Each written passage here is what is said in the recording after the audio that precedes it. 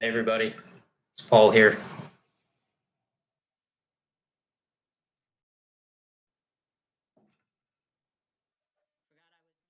Oh, Paul. And I think we've got a couple call-in people, but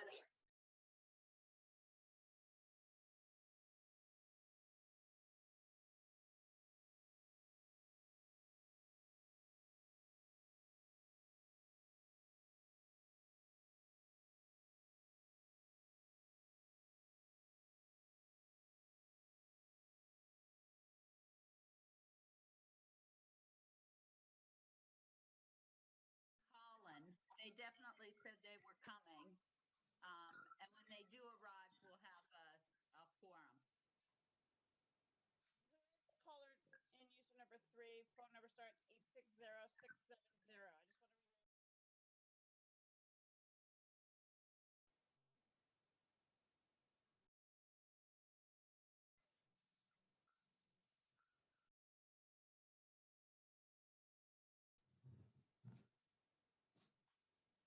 Welcome, Ethan. Welcome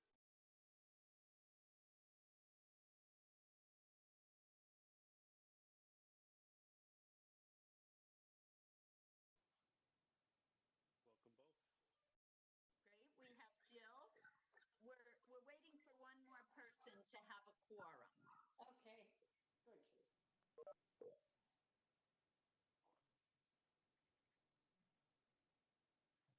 The name of call-in user 3.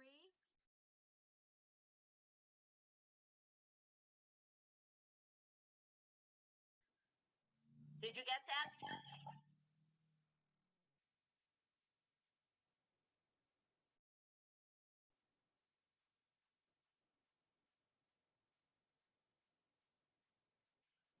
Yeah, I got it. I'm sorry, I was muted again. What about caller user number 5, phone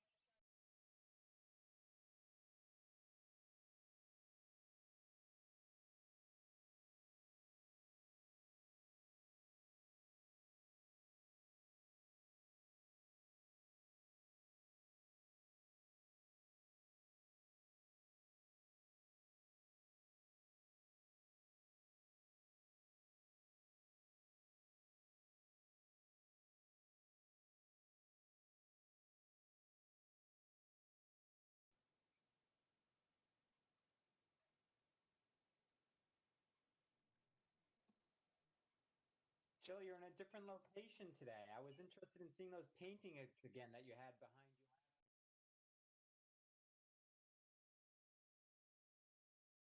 I don't know which one. You had a bunch of interesting paintings behind you last time.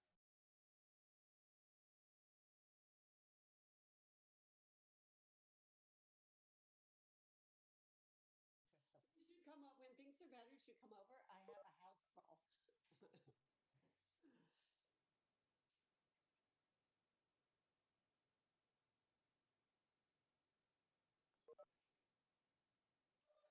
It looks like we have a couple more. Call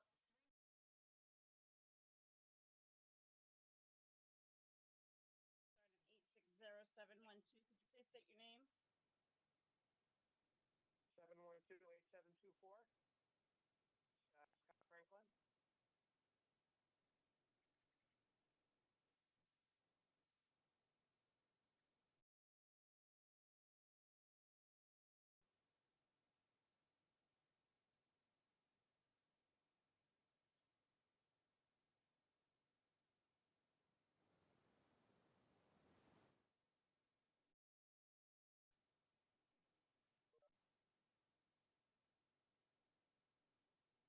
Ethan, how many miles did you do yesterday? 49. Very good, very good. Beat me, beat me. Hey, I see that we have Ryan Nebrega with us. So we now, oh, and Colin has also joined. So we have a quorum. I'm going to start the meeting, but I think before then, we want to identify call-in user 8 with the number 860798. Tell us your name. 798-3369. It's Alan Blaze, St. Sandy. Did you get that, Alan?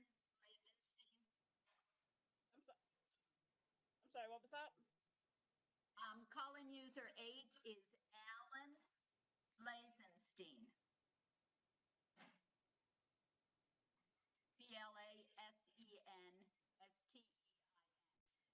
BEL. That's very good, Cindy. Blazenstein.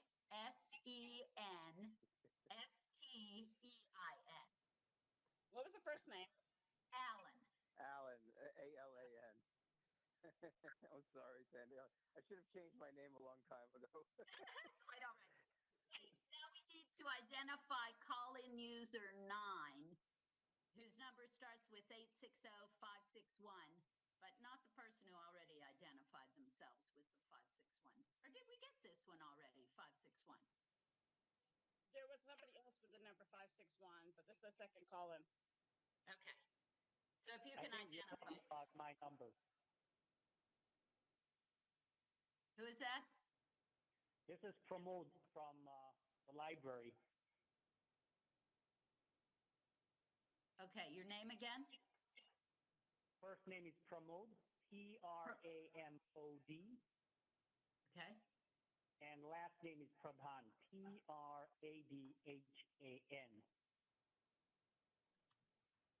Excellent. Okay, so I think as we start the meeting, we would like everybody to mute themselves so we don't get a lot of feedback. In a moment, I'm going to hit the record button because we're going, user 7's name. Who was 860-712? Is that Scott Franklin? That was Scott Franklin. Yep. Okay, yes, Scott Franklin. Did you get that? Yeah. Okay. Okay, good. So in a moment, I'm going to hit record. And the way we'll run the meeting is we'll take the roll call. It would be good if everybody can try to keep themselves muted, except for when you want to say, yeah, I'm here for the roll call. And as we go through, we'll just try to be careful that one person is unmuted at a time and speaking. It gets a little awkward, but I think we can do it.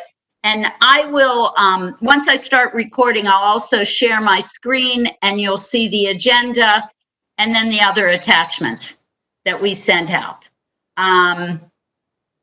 So I'm going to mute myself and then press record. And then Daniel, could you take the roll?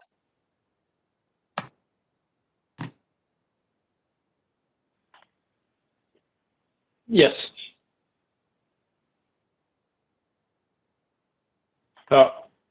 Daniel Johnson said yes. Hold on one second. I'll take roll call.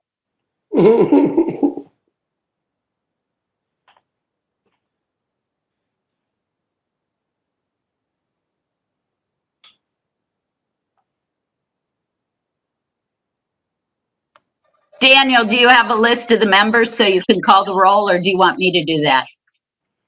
I'm just pulling it up. It's just Okay. my Excel's be a little slow.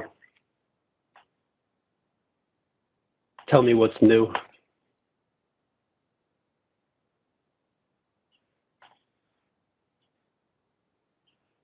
All right.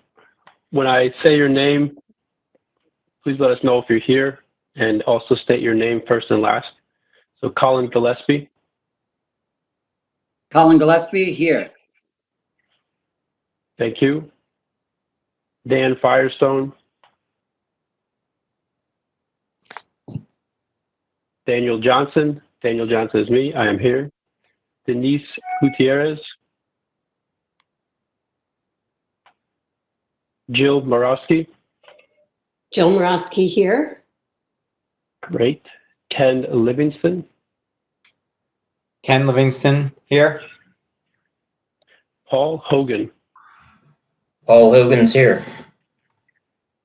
Ryan Nobrega. Ryan Nobrega here. All right. And Sandy Fry. Sandy Fry is here. Great. Thank you. Back to you, Sandy.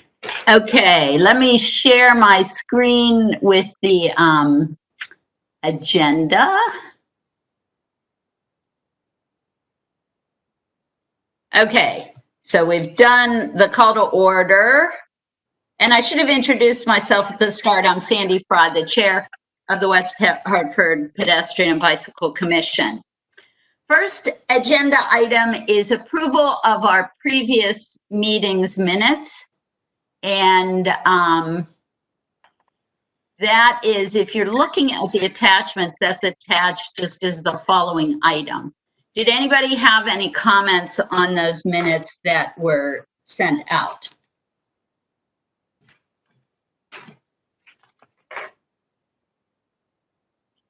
Okay, seeing no comments, I'll entertain a motion to adopt the minutes as sent out. Jill Any- Marowski, Jill I move to adopt the minutes of the meeting of June 8th. Thank you. Is there a second? And identify yourself when you second. Ken Livingston will second. Okay. Any discussion? No discussion. We will now, I'll go through the roll that I have in front of me to ask for the votes. Is that okay with everybody? Is that okay, Daniel, if I do that? Okay. Daniel Johnson, Daniel Johnson approves. Colin Gillespie, Colin Gillespie approves. okay. Ken Livingston, Ken Livingston approves. Paul Hogan, Paul Hogan, yay. Jill Marowski, Jill Marowski approves. Ryan Nabrega, Ryan Nobrega approves. and then Sandy Fry approves. Okay, so now if we go back to the agenda, the first item on our agenda now is the new bike route discussion, which I sent out a map. We had a couple, what I sent out had the corrections that people felt that having as much of the route on Asylum Avenue was not good, so it was moved down to Middlebrook. And in the meantime, we also got an email, and I think everybody was copied on it, from an individual who said, hey, I had suggested a route years ago when the first 3 routes were being marked, and the commission didn't want to consider another route at that time. They wanted to see how the initial routes worked out. I was looking at a map of where our routes are located right now, and the suggested routes, the one that we talked about last week, and then the one that came in the email, the one that was in email was looking at using North Steel, then going north on Ledyard onto Mohawk and Mohegan, and potentially connecting up to the Green route there. And it looked to me like we do kind of have an open area in town that doesn't have any routes. But I've also gotten some comments back that we really need to be careful about adding new routes. And I wonder if we might want to try to put some mapping online rather than really suggesting a new marked route at this time. So I wonder what everybody's thoughts are on that. And I will mute myself, and if you want to comment.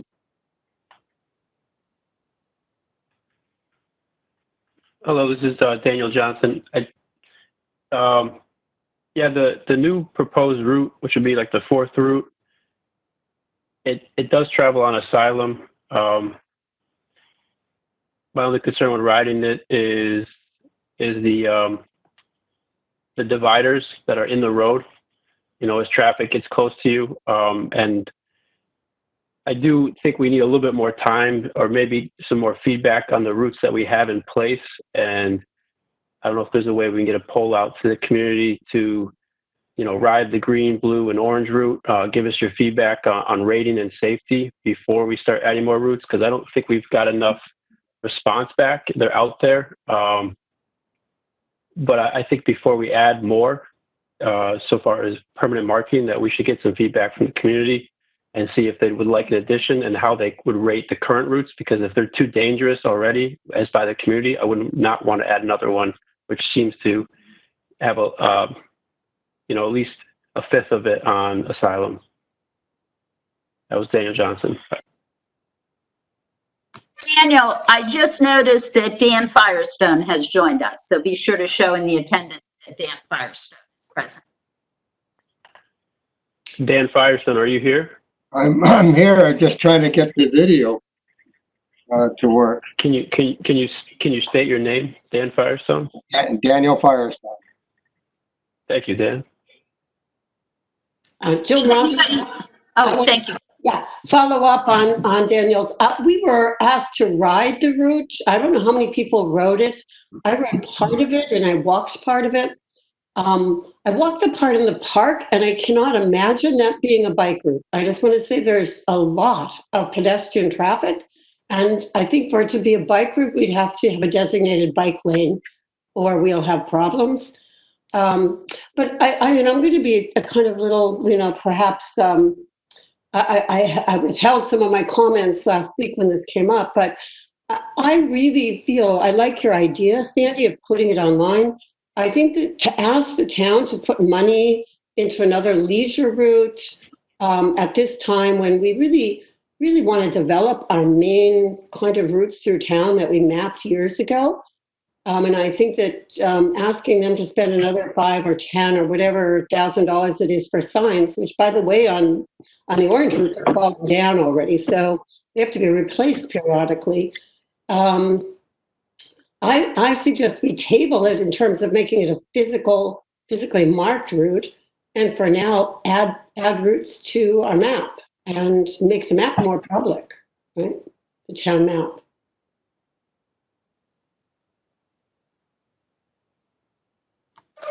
Thank you, Jill. Does anybody else have anything they'd like to add on this topic? Yeah, if, concerning Farmington or Asylum Avenue there, you don't have to go on the road. There's a dirt path just to the right of the road. When I take the rickshaw over there, that's what I do. I'll go up the dirt road, the dirt path.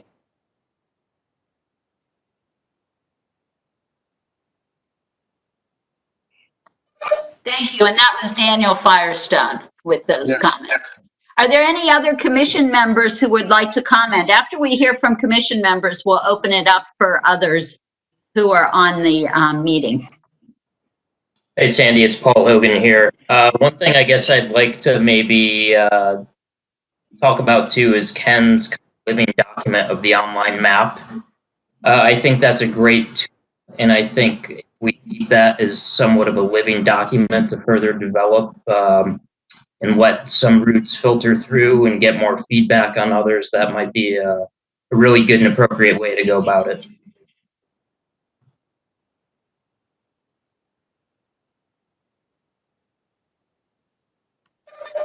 Anybody else? Ryan Nobrega here. I'd say I would agree with Daniel, and let's see what we get feedback from the public and what they think. I personally only have ridden the blue route because it's close to my house and I can leave, from my house, do the blue loop, and end up back in my house. But I'll have to plan on riding the other two this week. And the blue route I feel is fairly safe for the most part, but I'm used to riding the road, and coming from someone who's been hit on the road, I can tell you don't feel as bad on the blue route in certain sections anyways.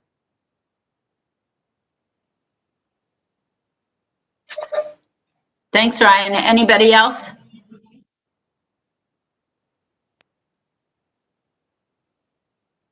Open to the public yet? Sandy, this is Scott. This is Scott Franklin. So is the young lady who wanted the route around Elizabeth Park area, is that also, you're thinking about doing that online, or are you thinking about having that one signed? My thought was that we would probably do it online to introduce both that and the one suggested on North Steel, Ledyard, Mohawk, and Mohegan. That was my thought that I tossed out. Because we have on the bikewesthartford.org website the 3 town routes, the blue one, the orange one, and the green one. Although it's not turn by turn, it's just the maps, and you've got to kind of blow them up. But of course, with those, because they're signs, it doesn't matter. But if we're going to post these online, it's going to have to be, the new ones online, it's going to have to be a GPS type of thing, or at least turn by turn directions.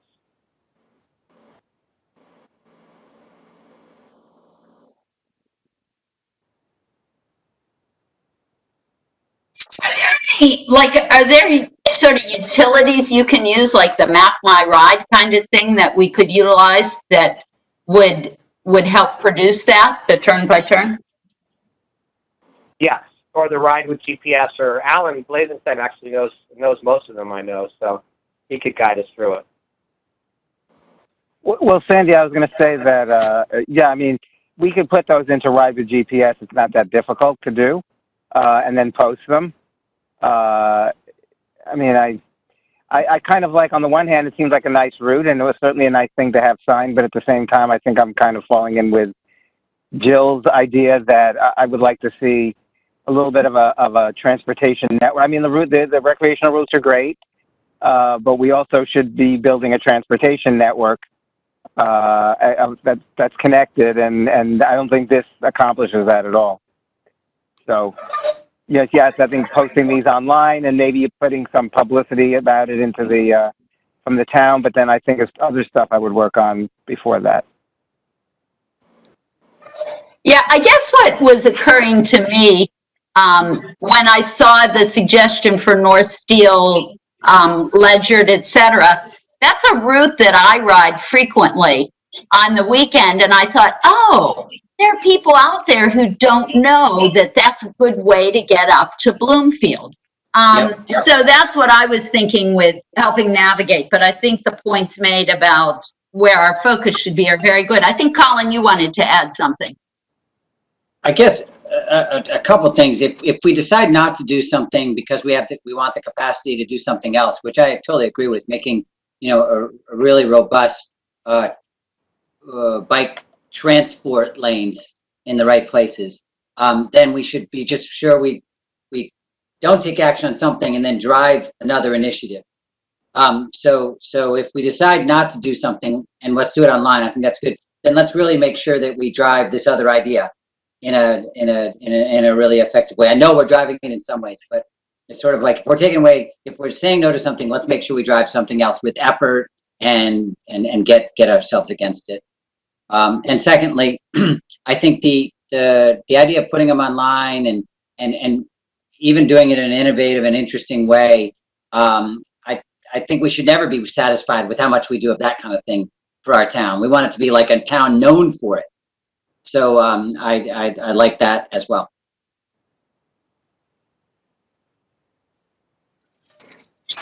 I think that's been really helpful, all that feedback. I don't know that we need to take action, but if anybody wanted to make a motion to officially push us in a direction, we could entertain that, or we could move on to our next agenda item. Can I just make a comment? This is Ethan Frankel. Can I make a comment from the general public? Yes, thank you, Ethan. Go ahead. I haven't ridden this proposed route, but I do ride, because I live in the Bishop's Corner area, anytime we're going anywhere east or often southeast or to Hartford, we have to ride the Asylum Avenue from Trout Brook to Prospect. And like somebody mentioned, I think it was Daniel, that the islands make it very dangerous when when you happen to come to the same section of the road the island's in. When a car is coming, there's very little room. And I think that I recommend that the commission lobby very strongly with the town of West Hartford to take those islands out and create the bicycle paths that there should be on that road that will continue to calm traffic like the islands do, but also make it safe for riders, because right now the perfect route perfect path on the road is in the middle of the road, not being used by bikes or vehicles. So it's one of the most important stretches that needs to be completed, and it needs to be completed, in my estimation, before anything else is done and before we wait until the next paving in 2035 or whatever that might be. So I feel very strongly, as you can tell, about that, but that's what I wanted to add to this. Thank you, Ethan. And we're going to later, under new business, we're going to talk about the need to really have an aggressive, improved bicycle plan. So I think we will definitely put that note in that section of the minutes, because I think that falls under what are we trying to do with an aggressive bike plan. Yeah, Paul Hogan. Hey, Sandy, did anyone else hear there was a pedestrian fatality on Asylum a few weeks ago? Yes. I did not. Oh, no. I believe that was on Albany Avenue, not Asylum. Okay, Albany, thank you. Oh, I think that was about a month ago. It was somebody going home from work on a skateboard late at night, I believe. Okay. Yeah, sorry, I thought that was Asylum, not Albany, but thank you for correcting me. Yeah, okay. Sandy? Yes. It's Jill Morosky. I just want to second Ethan's emphasis on making Asylum a safe route that can go all the way into Hartford and back. But I also, we've skipped over a problem with this plan that Sandy, you had brought up last month, that it goes through the park. And this is not safe. If any of you did ride the route, this is not safe. You really have to dismount from your bike on regular times because of the pedestrians. And Sandy, you were going to check with the park to see if it was okay to do that. You know what's kind of an issue with riding through Elizabeth Park is it's a city park. And if we make it like an official West Hartford bike route, I don't know how we do that. What I've been talking to the Hartford Park superintendent about the park roads and whether we can try on the one-way park roads to be sure we're providing bike access in both directions and the potential for bike lanes. But in terms of priorities right now, in the parks, they're going crazy maintaining the parks right now, and I haven't had an opportunity to really have that addressed seriously. So I can't tell you anything, any thoughts for how you would implement bike lanes in Elizabeth Park. So I'm just a little unsure. We want to put this online when it has two dangerous areas, and none of us have ridden the entirety. I really encourage people to try riding through Elizabeth Park, because between the number of people and the blockades in the park, it's not possible. Actually, I ride through there all the time. It's a beautiful ride. This is Alan Blazenstein. Jill, I've ridden through there millions of times. And actually right now, and I don't know if this is going to continue beyond COVID, but right now they've closed the loop road.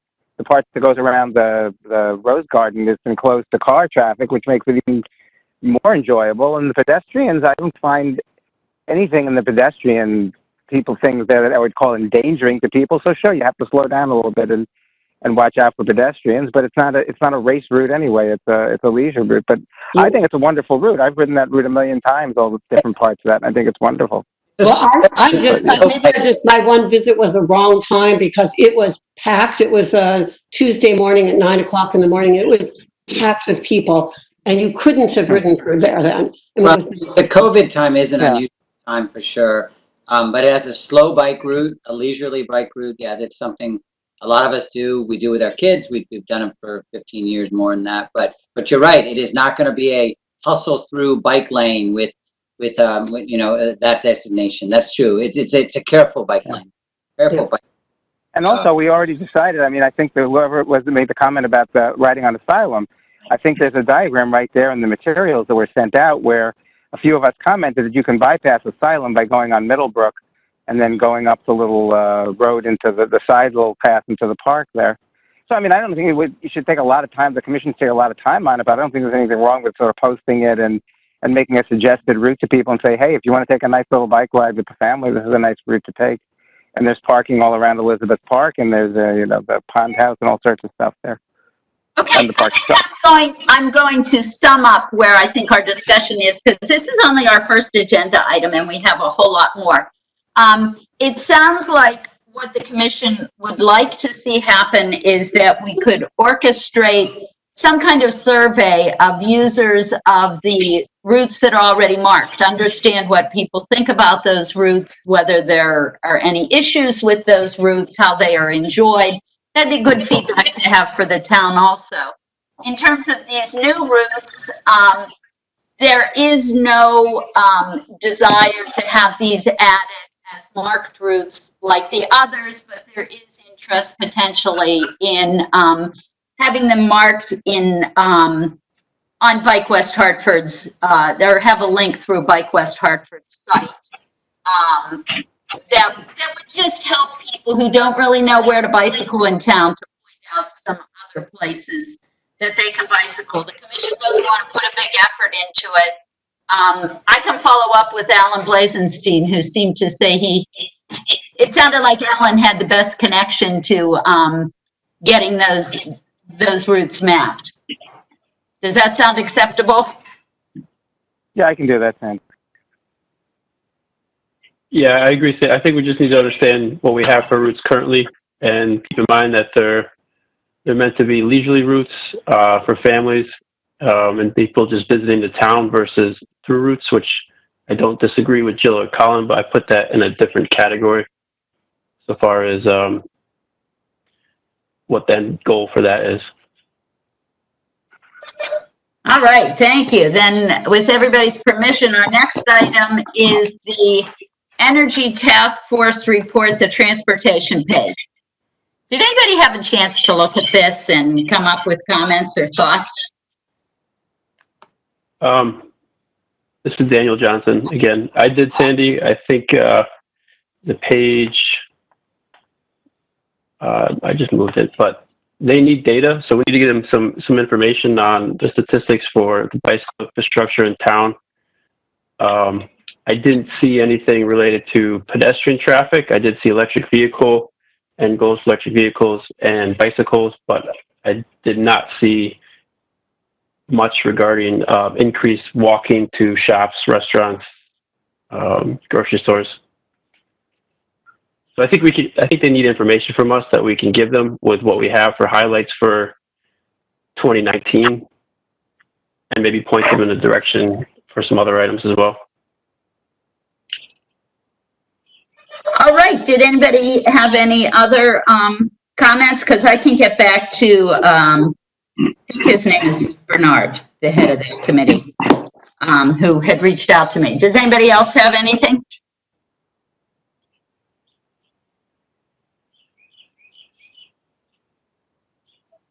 All right, then let's move on to the next item on the agenda is updates on roadway projects.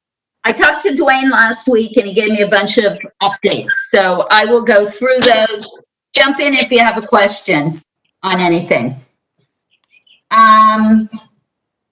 He reported that the changes they made to streets in the center so far have been okay. The back in angle parking has been well received. They feel like activity levels are back where they wanted them. There's been some concerns regarding handicapped access. They haven't heard complaints about the limitation in number of lanes, although there has been some localized gridlock, mostly with people waiting to get into a parking space. They're not sure if that will change over time. There hasn't been a problem with emergency response.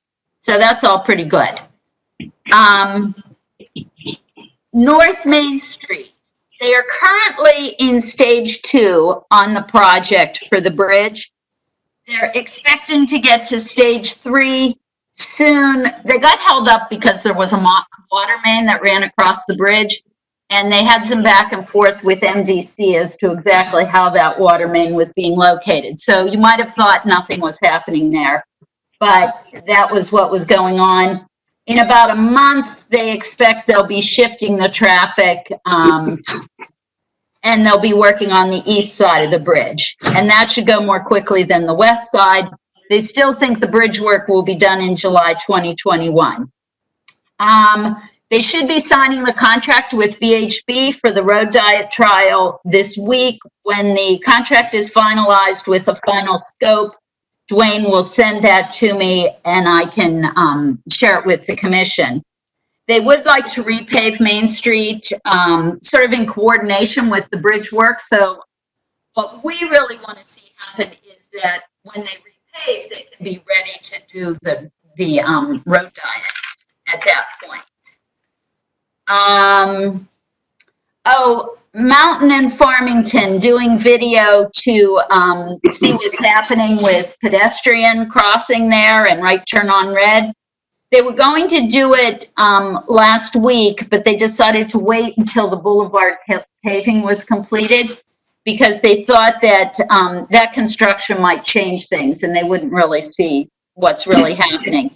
So they're going to do some video. They'll check the crash history there and they'll share that with us when they get that done. Trout Brook Trail, all the pieces are moving along.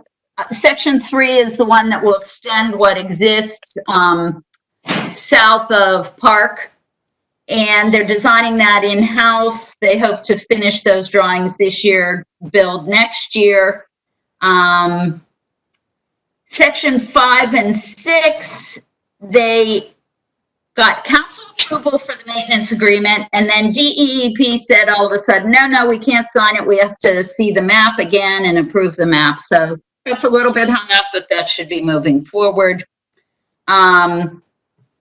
Phase 7, which is Duffield to Asylum, that'll be covered with town funding. The design will be done internally after they get 5 and 6 done. Round 3 of Mill and Pave, there's nothing really new on that. They probably will be repaving Park Road and doing the cross section that we had reviewed.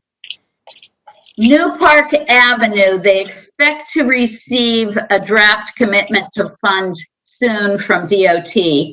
Again, that is money for construction on New Park Avenue. From Oakwood Avenue to New Britain Avenue, it will be a road diet there. Let's see. Oh, they're going to install a bike corral on the north side of the center in the parking lot there, up by Brace Road. The corral will actually be installed sort of on the back side of Barb's Pizza. They felt there was demand there. I talked to Todd Dumais about, and I'm just throwing this in with roadway projects, sort of as a staff update. Going forward, I'm going to talk to Todd on a monthly basis so we don't get taken by surprise by any projects. Oh, and I have one item from them under new business, so we'll get to that soon. So I guess I did items C, D, and E all together there. Does anybody have any comments, questions?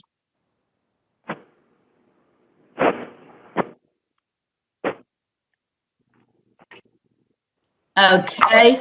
The letter regarding bicycle parking that Alan wrote up, and it's based on the work that he and Jill did with the bike parking subcommittee, went to Dwayne. I got a reply from him that he needed to review it and that he might be back to us with questions. I haven't heard anything more on that at this point. So I'd like to now move into new business, and our first item, revisiting, oh, wait, no, I apologize. On the updates on roadway projects, I wanted to open it up for us to talk about slow streets. As most people know, town staff contacted the Bike Ped Commission and said they would like our assistance in identifying streets where they could implement sort of a slow streets concept, like what they've done in the center. We've been having a little trouble understanding exactly what the purpose is, what the rationale is behind this. And what they've indicated is they would restrict traffic just to local traffic on these streets that end up being selected on a weekend. Maybe you do a couple streets one weekend, another weekend you do another couple streets. That seems to be where things are going. Ken put together a map that was sent out to the Pedestrian Bike Commission, and everybody could draw lines on the map to indicate roads they thought might be candidates for slow streets. I took a quick look at that right before our meeting, and these are the things that were marked. Fern from Mountain to Quaker, Boulevard, South Main to Prospect, LaSalle for the full extent of LaSalle. Well, from Ellsworth to Farmington. Walbridge from Fern to Elizabeth Park. Flag from Westmore to Blue Ridge. Skyview, which is a little cut around Albany over to Trout Brook. North Steel, Mohawk, and Westbrook. Is that right? It links North Main to Fern. Walden from connecting with Whitman, or going from Whitman to Pleasant. Farmington Avenue, I wasn't clear what was being suggested there. Isham, the north-south piece of Isham. Main from Sedgwick to Albany. And Quaker from south of Fern to Asylum. So, I tossed that out to start the conversation. Hey, Sandy, I don't know if I put on the right map, but I did put Hillcrest Avenue on that map. Maybe sorry about that. I did not see that. I was having trouble going to the edges of town, I realized. Okay, so Hillcrest from like Abbotsford to New Britain? Well, Hillcrest makes a 90-degree, so it's really Hillcrest south of New Britain Avenue. Okay, so the whole section, Hillcrest. Okay. And Sandy, this is Ken Livingston. And maybe... Right. Hillcrest is a sorry, one more thing, Sandy. If you can maybe state for the audience a little bit about the slow streets proposal and how we just why these streets are for discussion. I don't know if that was clear when you started this bullet point. I have to say it's not really clear to me, but the slow street movement, if you look at what other communities have done during the time of COVID, like one example is Arlington, Massachusetts. They've gone in on a number of streets. They've closed them to through traffic, but local traffic can still use them. And the streets are really opened up to bicyclists and pedestrians. A lot of communities denser than a place like West Hartford have used slow streets to provide more space for pedestrians to be able to socially distance during COVID. It seems that what the town is sort of driving at is more looking at providing places that people can get out and bicycle because they're feeling sort of confined and they want places that they would feel really comfortable for bicycling.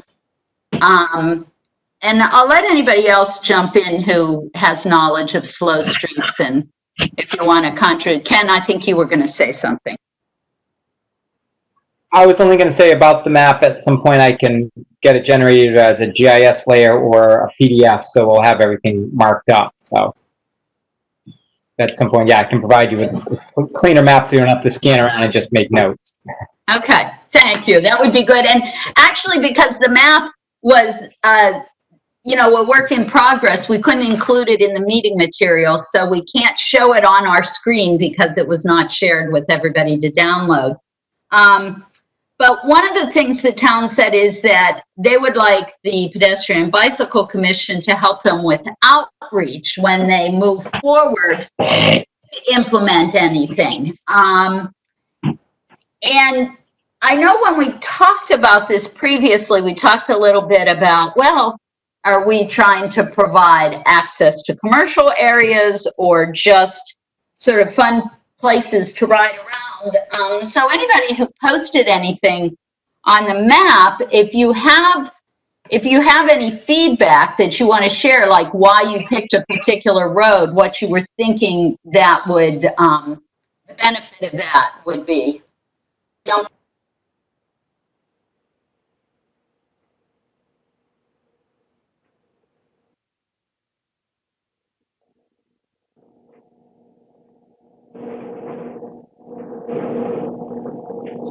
Sandy, I think you went on mute. Oh, what? No, Colin, did you want to say something? We couldn't hear you for a little while. Oh, I said if anybody wanted to tell us why they had marked something, that would be useful to the conversation. Thanks.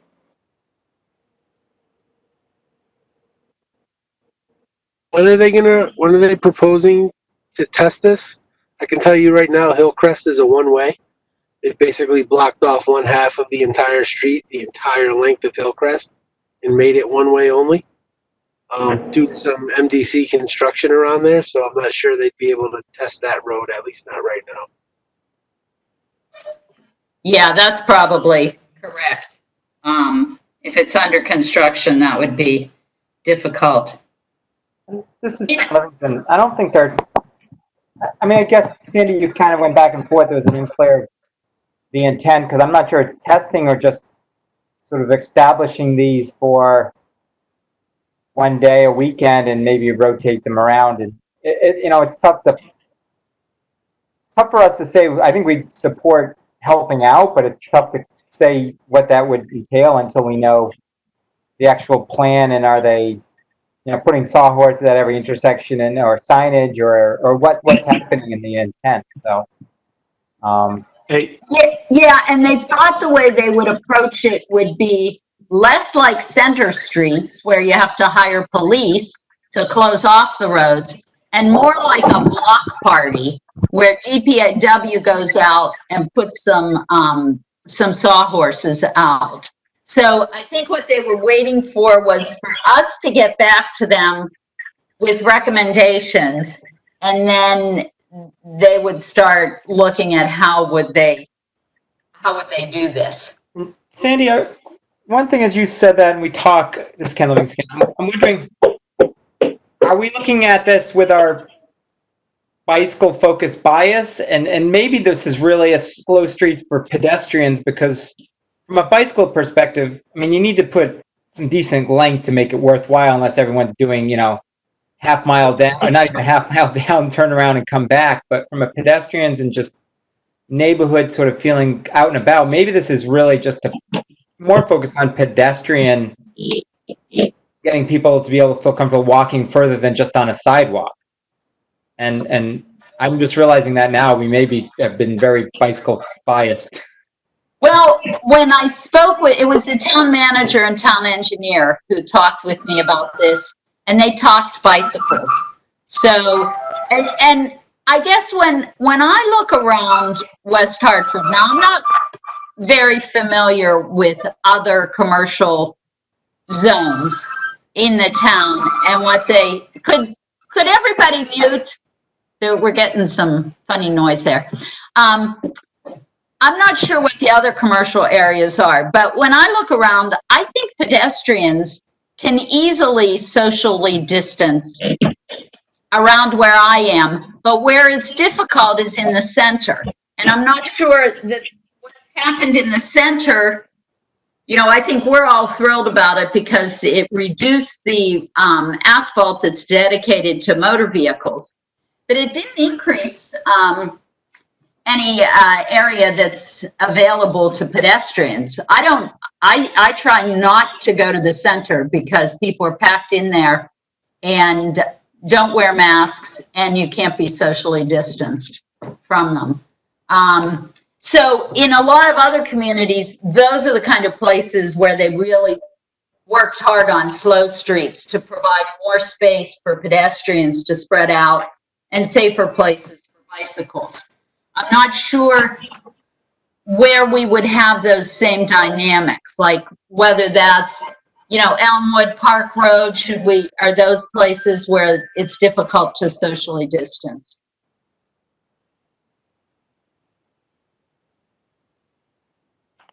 This is Daniel Johnson.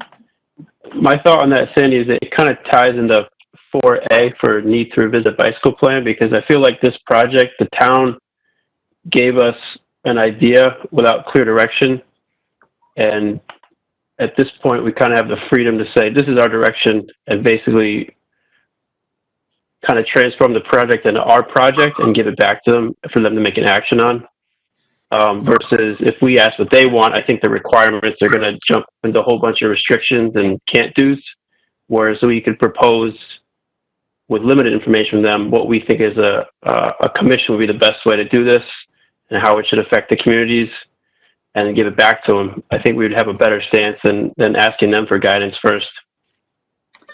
I like your suggestion that we jump to 4A, which is revisiting the bicycle plan, because it really makes a lot of sense if you're talking about slow streets, as you do some interim measures that get you to really high quality streets for pedestrians and bicyclists. So why don't we move on to that topic, the need to revisit the bicycle plan. And the reason that is on the agenda is when we were all disappointed that the Fern Street bike lanes were not going to continue in front of Morley School. A lot of the emails that I got back said, you know what, we don't have a really solid bicycle plan that says this is our vision. This is how we're going to get people north, south, east, west safely on good, high quality bicycle facilities that will be attractive to the very young and the very old, and not just to a particularly road hardy kind of bicyclist. So that's the background to that. We've already heard a couple comments about Asylum Street, but I think let's hear any thoughts anybody has about how we go about developing a new bicycle plan and what we're looking for in that bicycle plan. 745. It's Monday evening. This is Daniel Johnson. If you're not on mute, there's definitely some background noise. I mean, if this is a public event on YouTube and you're recording, I'm assuming the audience is bigger than a normal commission meeting, or at least the events of the meeting can have a larger ripple effect than just minutes. So I would like to kind of build off of, we look at the colored routes to get community feedback on what a bicycle facility plan would be from more residents, and then as a commission with Bike West Hartford as well, come up with action items for this is what we really want, and these are the steps to build it, similar to what the energy proposal is, but more specific to our needs. I just want to mention that, and maybe Ken can fill us in, because I think FHI helped us with the last survey that was done. There was a survey done before the current bicycle plan was developed that really asked people, you know, are you looking for an easier way to bicycle around town? What kind of facilities would you like to see? That kind of thing.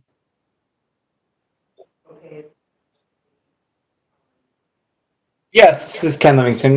Yeah, we did a survey. We've done two rounds of surveys of this type. And I think it may be appropriate to do one again, and that was more on preferences, and it highlighted the overwhelming support for, one, increasing the safety for both bicycling and walking throughout the town, and two, the desire to have more amenities, both from a pure infrastructure, but signage and wayfinding and support overall. So, I mean, I think it really highlighted the value of doing the plan. I think it was worthwhile for us to share that with the town, and we could do it again and almost even track as that even increased in the public support for these efforts. We did ask a number of desired routes, and I think this time around, if we want to do something similar, we could do something a bit more interactive. I know I can provide some assistance on some of the mapping work that I asked our commission to do. We have even some more interactive features, put comments and notes, and there's a couple other extra features we can add on to that for some public feedback, in addition to them taking a survey, giving some general sentiment. So, I mean, I think it supported us as a commission for the value and the almost more from a political support that a lot of the community valued what we were trying to do and really wanted us to improve it.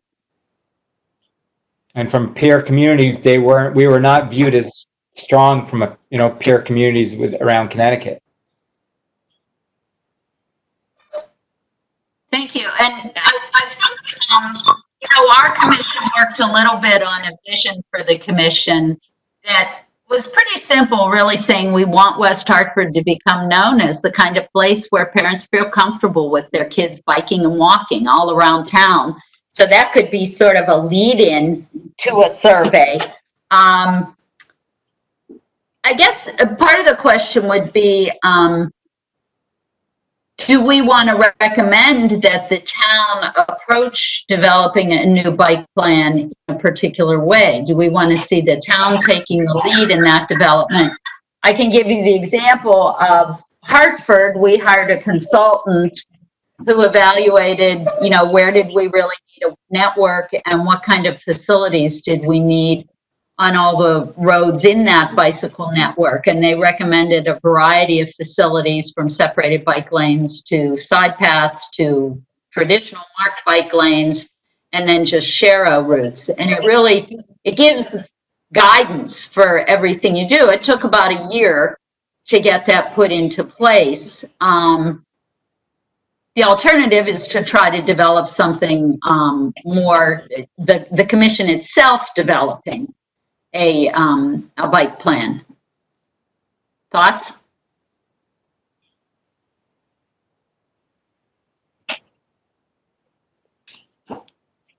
This is Daniel Johnson. Is that an option where we could ask the town to develop a bicycle facility plan? And I'm sure,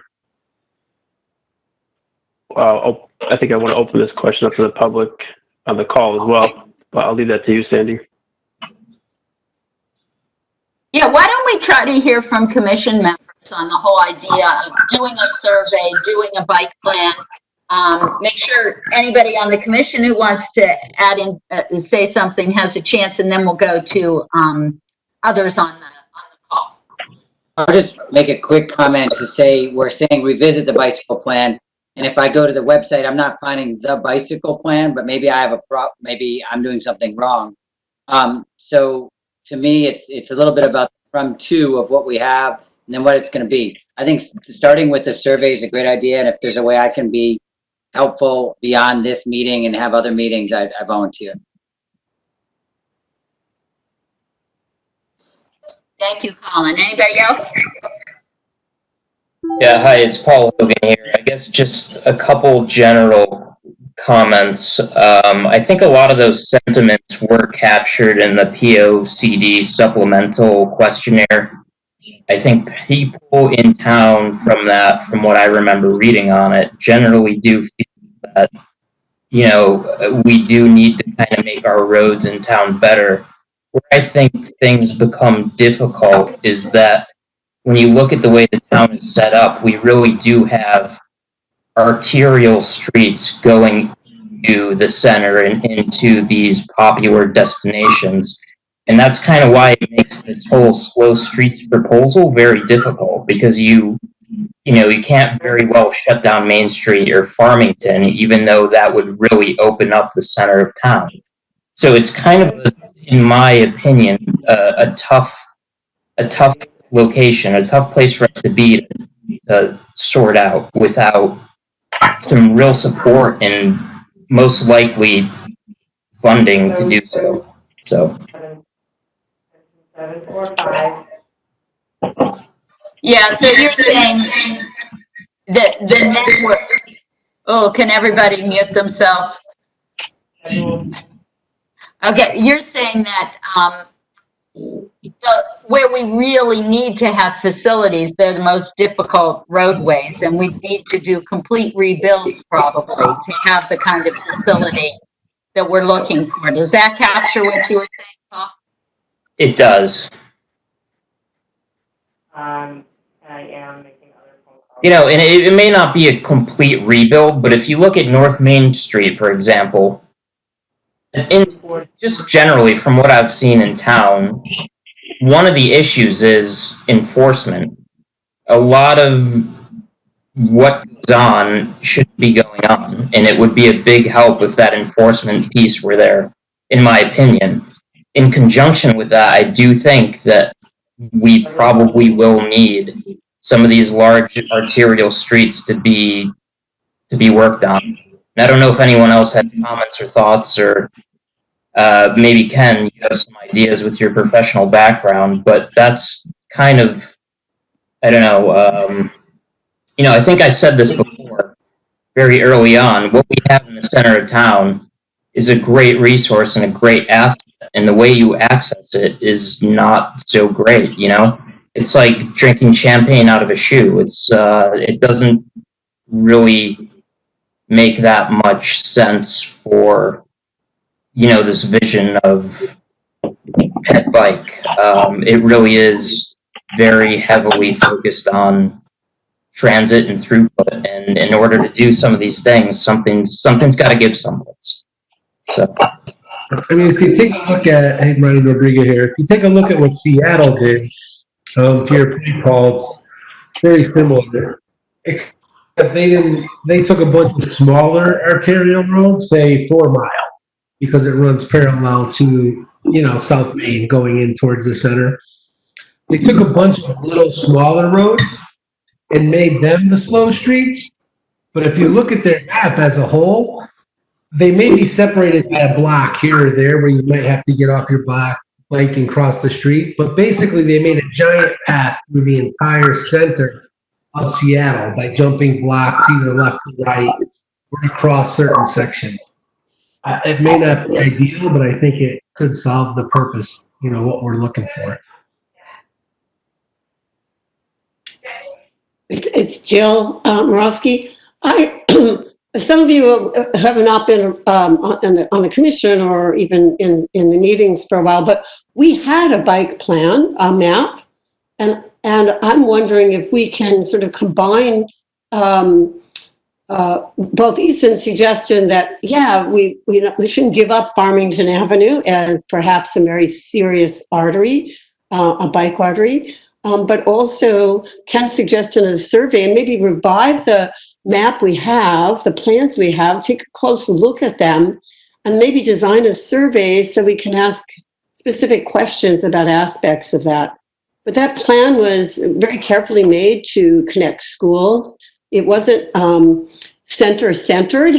It was careful to recognize that there are multiple centers in West Hartford and connected to Bishop's Corner and Park and Elmwood. So I'm wondering why we might not just start by going back to that map and deciding what we think are some major next routes to develop, do a survey in conjunction with that, and move from there. Well, I am happy to remind everyone that you all have a complete copy of the town's bike plan and the bike plan map in that notebook that I gave you. It's in section 1, I think. Yep. And I think that's a good suggestion to look at that. I think some of the sentiment I thought we received after the Morley School Fern Street discussion was that, that bike plan may not really be doing what we need it to, because the bike plan actually showed sharrows in that section of Fern Street. So the town is even going beyond the bike plan in some of what they're doing.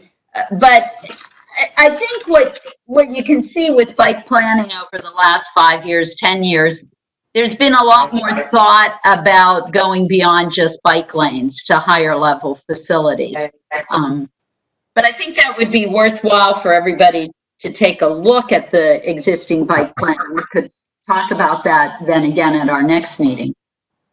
Yeah, this is Ken Livingston. I mean, I support all this.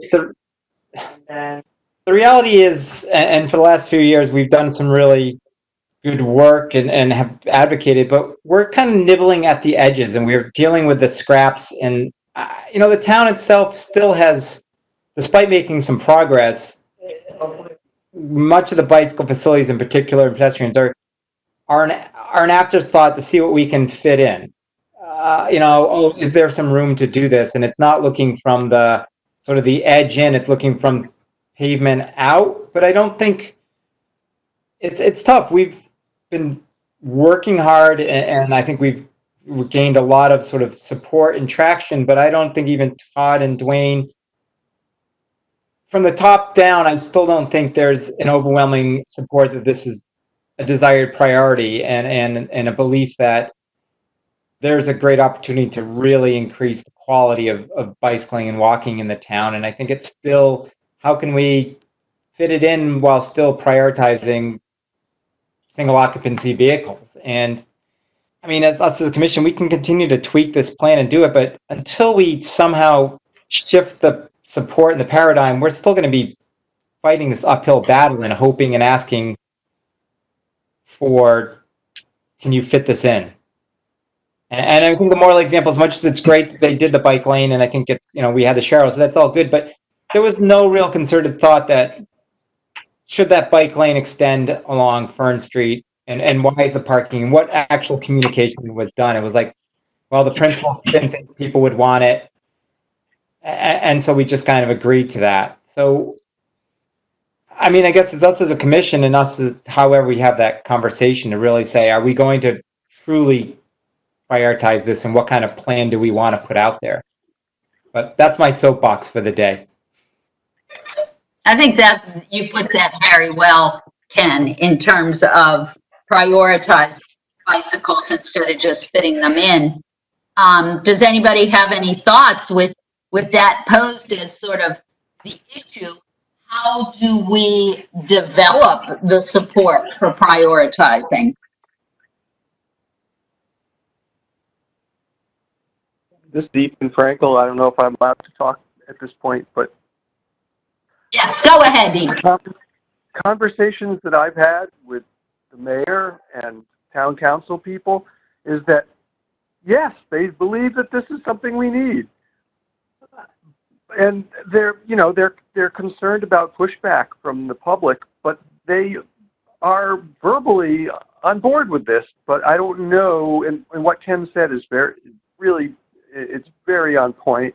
And I've been talking about this at meetings and for a long time, and we do need that. We need a commitment to stop the nibbling and make an aggressive plan and a vision that we would live into and live towards. And it has to be big and it has to be bold. And I wish I knew how to make that happen. But besides conversation that I've started, I don't know. You know, I'm a little bit lost as to what to do next. Thank you. Thank you, Ethan. Sandy, this is Alan Blazenstein. So I mean, I should be, if you had asked me, I mean, most of the, you know how long I've been involved in all these things, and I've been riding my bike to Hartford and all over the place. And so I've been wanting for years and years and years and years to have all the streets, you know, like Farmington Avenue and Main Street and all these places be bikeable. And I think, I agree with what Ken and Ethan said. And it would be, it's a great goal to have. I just wonder if what ends up happening is it gets pushed and pushed and pushed, and very little gets done, and years go by and years go by. So an alternative approach, and I don't know if I'm even totally in favor of this, but would be, I had a visitor here once, an out-of-town visitor who took a ride around town, and he said, you know, you have a lot of streets in West Hartford that are bikeable, that can get you places, you know, sort of the back way. But he says people don't really know them. I mean, they're not marked. We don't have routes that say, here's how you can get from here to here to here. There's ways to get into Corbin's Corner, and there's ways to get to Bishop's Corner, and there's all that stuff. And unless you're an avid cyclist who's out there and doing this all the time, you probably don't even know it exists. So almost as a first step, we could do some those kinds of things, increase the numbers of connectors we have. Like there's no way to get, there's not an easy way to get into West Hartford Center from the east. So I don't know if that's a better approach, if that's something that, I know it's nibbling, but is that something that might actually get done and be there, and then we'll see more bicycles out there, and maybe that then generates more demand for the other stuff. Yeah, I'm good. And good. this is Daniel Johnson. If I can add to that, and call in user 10 with a 523. If you could mute yourself at some point, it'd be great. So I think, you know, dealing a lot with the Paycheck Protection Program at the bank and businesses is, you know, some of them had a plan, and then some didn't have a plan because nobody saw this COVID coming, right? And I look at the town, and the way it's probably shifting thinking is based on the current economic environment. If we had a strong plan in place and something happens, they have a plan to turn to that's developed, visionary, like Ethan mentioned, and same thing with Alan, is that if we put something together, it might be continually trying to, you know, send a letter to Santa and hoping to get the gift back. But at some point, the economy may change, or the direction is needed and guidance from the town, and to have something they can turn to, whether it's in a file cabinet or sitting on their desk ready to go, with information that we'd want as a commissioner for the town. I think we should take advantage of that and have it ready for them at any point. You're here. Okay, so does anybody, I'm thinking what we've said about next steps is, would be good to do a survey, would be good to try to come up with sort of the big, bold vision, and maybe not be quite as worried about all the details. Or did I was working very hard to mute call-in user 10, which I finally was successful at. So I missed part of what you said, Daniel. Does that capture what you said, or do you want to sort of summarize what you think next steps are? I do agree with you, a survey, and I just want to remind that a plan in place, whether we feel like they're not going to act on it right away, but have something with those visions that, you know, Ethan talked about, Alan talked about, and Paul also brought up enforcement, which is something we've never brought to the table so far as something that we recommend for a bicycle or pedestrian safety thing. So I think we have the opportunity, and it's better to have this in place and ready to go. And maybe we do updates every quarter. Let's revisit this, but get those big goals out there, get them on the table, get what we want as a group and as a community from the town. And that way, if they need to turn to something, it's there, or if they're ready to turn to something, it's there. But we want something in place that's not outdated and ready to go. Yeah.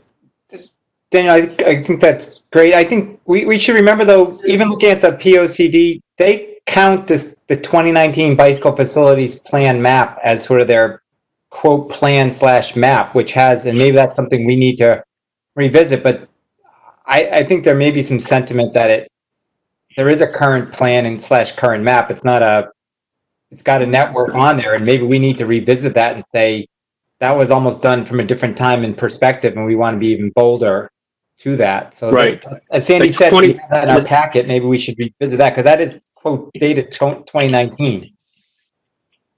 Yeah, and I see 2020, maybe just from how I see it, I think 2020 is a whole new year, and everybody is on a different trajectory for getting goals done. So I want to make sure we take advantage of that. Yes. Sandy, I know I sent you an email, but I'll just say it. I know it's in our packets, but some of us have gone so digital that like notebooks and stuff. I'm just so sorry. But if you did a resend, that would be helpful. And we promise all to have it in a file that's easy to get to. Okay, and did you just send it to me or you're asking me to send it to everybody? I saw an email that came in from you. I sent an email asking, I just asked you, but now I'm doing it in front of everybody. Okay. Just resend out, and I saw you have a reminder in your box. But I am humbly saying that I appreciate that it's in a notebook, but I would love it if I could go on to the website and press a button and see the bike plan, which I try to do as well. And maybe you can, but I can't right this minute. So I'd love it if it was resent, please. Yeah, and I will check with the town on where it is, why it's not easier to find online. Less of a review, more of an opportunity.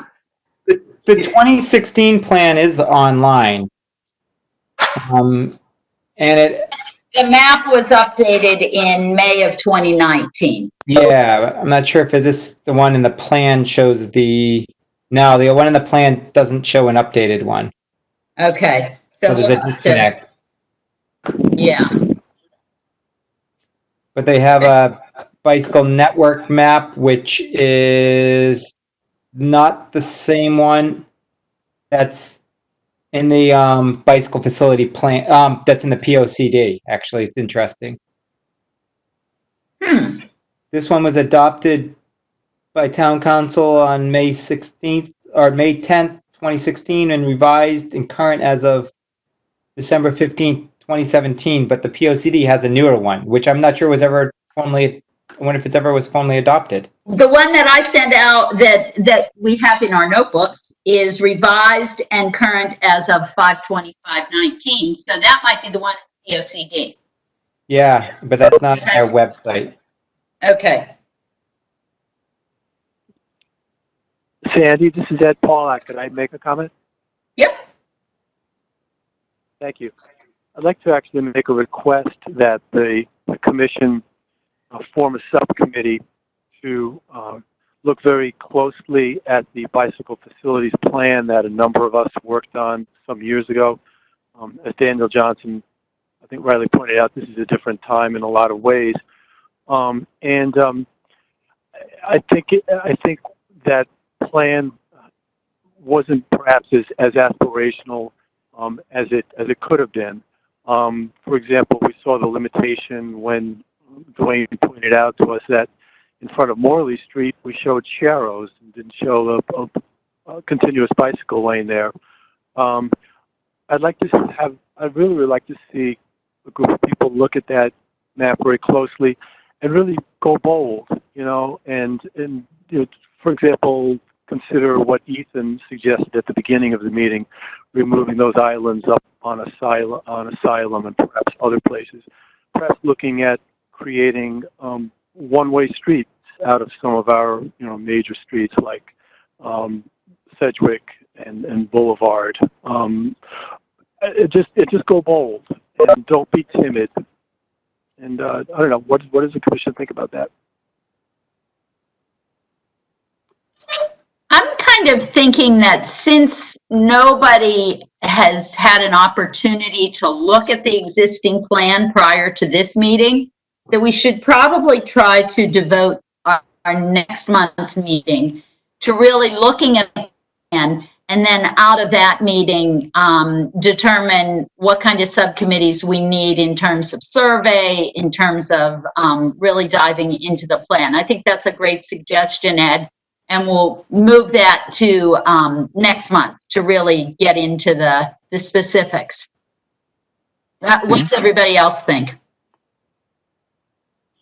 This is Jill. I think it's a great idea. I think everyone should study up, and some of us can think boldly, and maybe the answer is be bold, but less profligate, like not have as many routes. I'm not sure. But I think our problem back then and maybe now was not the routes.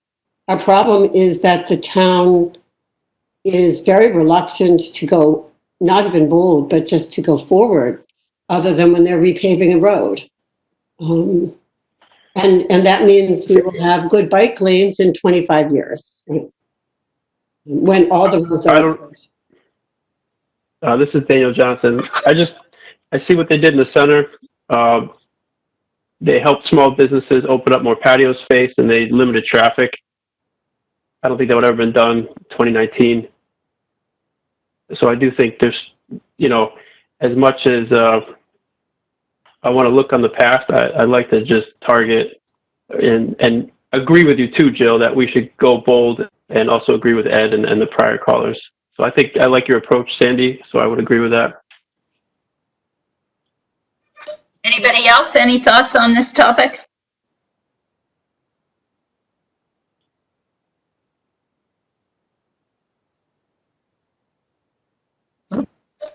Okay, thank you. Let's move on then to item 4B, new business.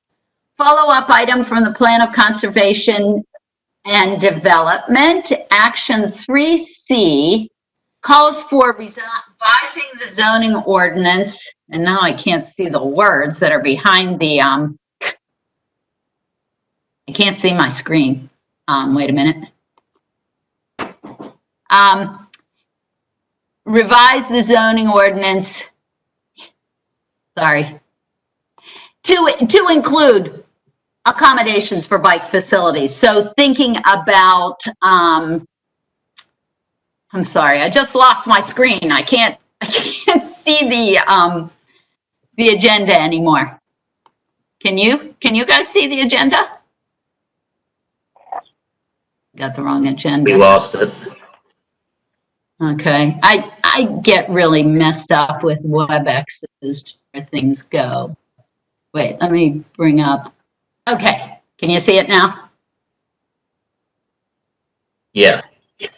Okay, follow-up item from the POCD, revise the zoning ordinances to create requirements and standards for pedestrian and bicycle facilities and amenities. And the planning department would welcome our assistance on this. And the reason this discussion came up was based on a discussion of down in Elmwood, there was a planning and zoning meeting that talked about, that looked at where the old teacher's supply store was.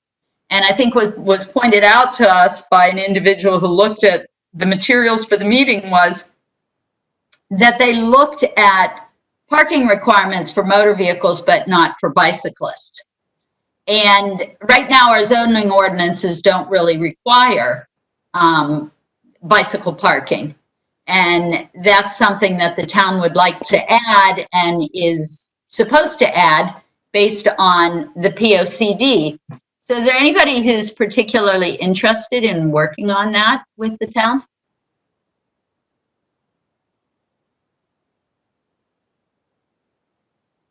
Silence. Okay, I will continue to follow up on that. I think, you know, there's a lot of information out there in terms of what other communities have done for bike parking, for bike access to developments. So I think if we get to a point where they're asking us for specific input, we can bring that to the commission for support for any specific input. Okay? All right, now moving on to reports. Next item, town staff updates, and I hope we still have Helen Rubino-Turcosto with us. I am still with you. Okay, thank you, Helen. Do you have any updates for us? The only update that I have really is a shout out to Scott Franklin regarding the collaboration that we have for the summer cycling event this summer. COVID-19 really put a damper on the landscape of leisure services this summer, and so we don't have any.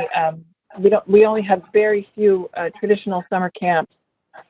So we wanted to do some interesting things in our parks that were free for the community, and Scott agreed to organize Wheels on Wednesdays, which started on July 1st, and it's for 4 different Wednesdays.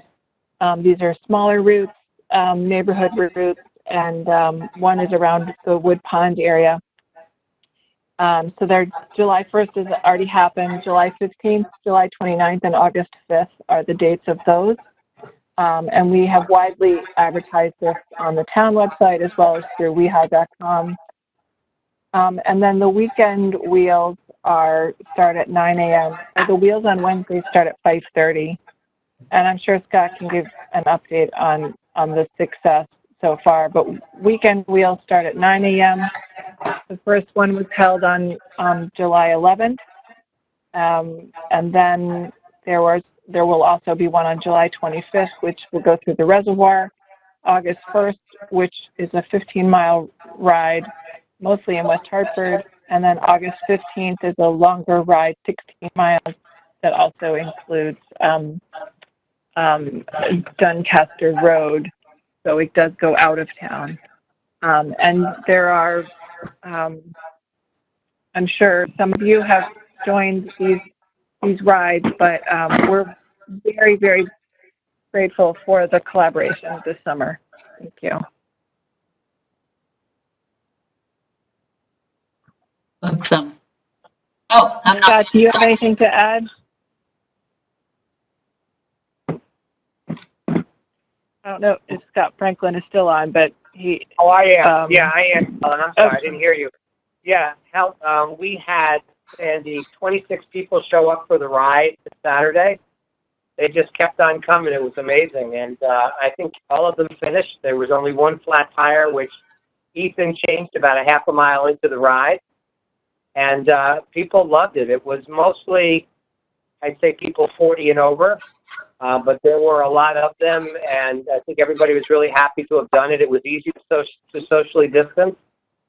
We did not require masks, but everybody stayed far enough apart, and it worked out really well. So we're looking forward to really good participation for the next several events as well. One of them being on Wednesday, the Blue Route through the southern part of town. Yeah, and I want to echo Helen's thanks that the Pedestrian Bike Commission really appreciates that Bike West Hartford and Scott put that together, and those are available to people.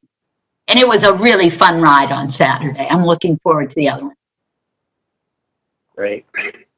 Anything else, Helen? No, that's it. Thank you. Okay. Next is update from Bike West Hartford, Inc. Anybody have an update they want to provide? This is Ethan. Ethan Frankel. Yeah, I wanted to also thank Scott for putting all that together, and it was a great ride. And the other cool thing was that after the ride, 2 different people joined Bike Hartford with donations to be members or supporters, and we now have 603 followers on Bike West Hartford on Facebook. And it seems like during this whole COVID thing, we get like 1 or 2 people every day asking to join Bike West Hartford on Facebook.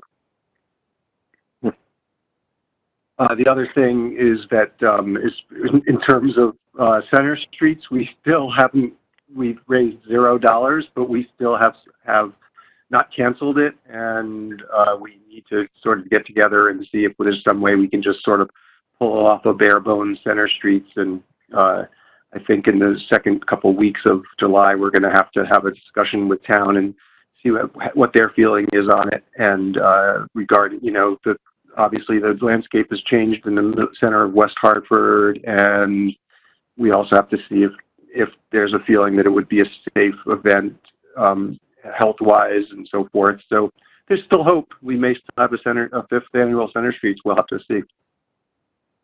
That's it. Thank you. Well, I think we all hope that it can happen. And I think, one of the things we can do is share with the town that we think Center Streets is our #1 example of slow streets.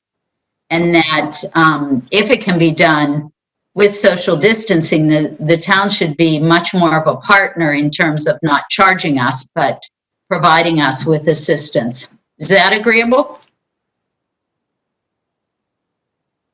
Certainly in this unusual year, yeah, I think so. And more people are on bikes.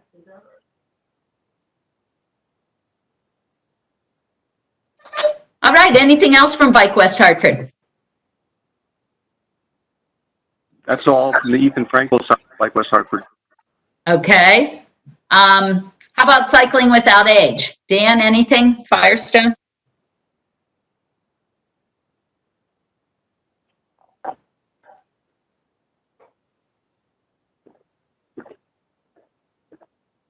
Okay, I think we don't have an update there. Our next meeting will be August 10th, and is likely to be a virtual meeting again.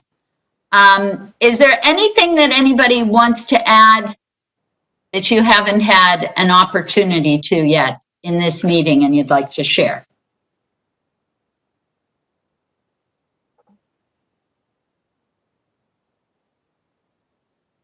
Well, hearing none, I think we will adjourn at exactly 8:30 tonight. Thank you, everyone. This is kind of an awkward format, but it was really great to have so many people not on the commission join in and provide us with your feedback. And we'll look forward to continuing the conversation next month.